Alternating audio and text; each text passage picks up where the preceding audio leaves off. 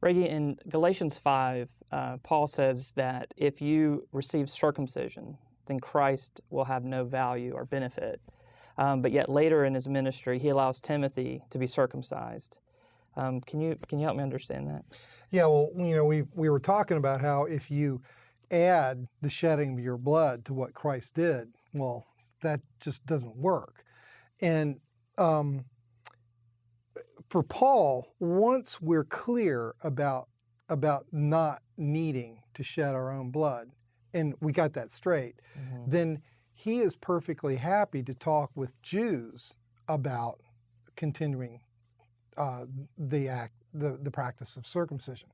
And in fact, Paul is accused time and again of going around telling Jews to stop being Jews. But Paul never does that. It's important to understand that Timothy is a Jew on his mother's side. So I guess the real question is why he was never circumcised in the first place. And what Paul does is have him regularized in the eyes of the Jewish community.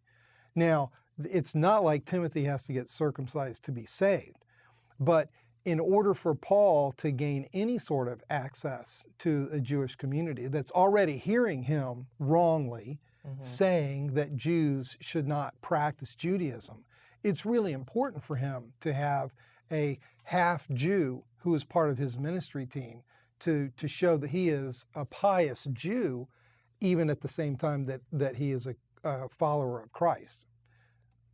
So is that kind of like later on in his ministry towards the end when he's in Jerusalem and he takes the Nazirite vow that he's not doing away with Judaism per se, more that Christ is that fulfillment of the Jewish faith? Yes, he would have Jews understand that the fulfillment of the story that they have been birthed in, that they have been immersed in, and that has shaped them is Jesus Messiah. And they don't have to step out of that story to have a relationship with Jesus the Messiah.